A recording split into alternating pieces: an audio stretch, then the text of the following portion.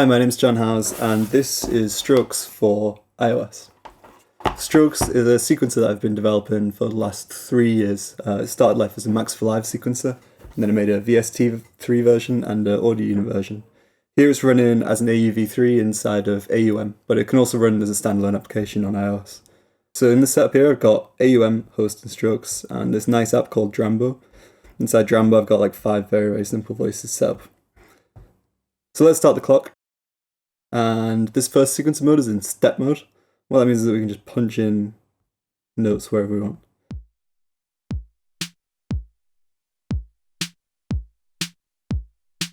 Now channel 3 is in Euclidean mode.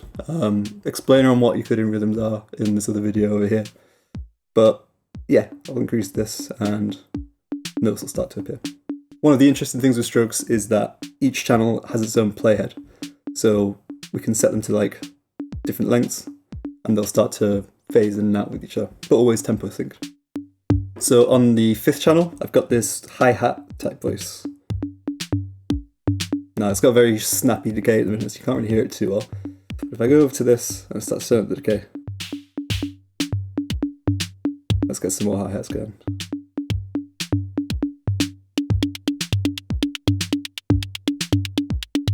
So the interesting thing with Strokes is that we have this like rhythm sequencer, but we also have a ton of modulation sequences as well.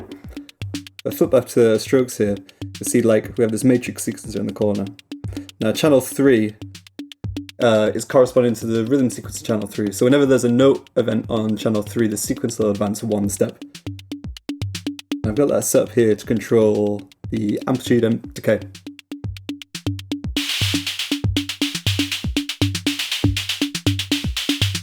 So see, as the sequence advances, it's basically playing all these values. And kind of think of this as like parameter locks if you're familiar with Elektron stuff. I've got another one set up here on channel 4. Let's increase this so we get some more.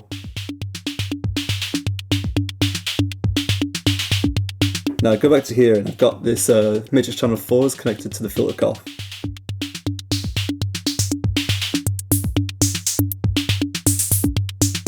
And yeah, this is kind of the idea of Strokes, is that you have rhythms and you have modulation all linked and working together.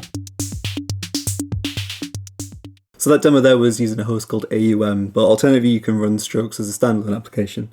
So here the transport is controlled by Strokes. We have this tempo here, and we have a start-stop button. There's one little thing that's built in here to stop any kind of like live set accidents, and that is the stop button. You have to hold it down for a few seconds. When you've accidentally hit stop at a gig, that's, you know. This is very much the same as if we were running it inside of AUM, but this config page in the bottom corner has a few more options. So we can select like audio drivers, sample rate, buffer size, and MIDI in and output as well. It'll do Bluetooth MIDI as well. Probably do Ableton Link in a future update. Just looking at this section on the right, this is where we kind of do all of our modulation routing. So we can select the MIDI channel, we select the CC number, and we also have the minimum and maximum values. And we can select independent MIDI channels for each of the grid voices as well. What that'll let you do is sequence multiple apps at the same time. Yeah, this is how Strokes works on iOS. You can run it as standalone, you can run it as an AUV3. It works great both ways. Yeah, Drambo is really nice, really works well with that.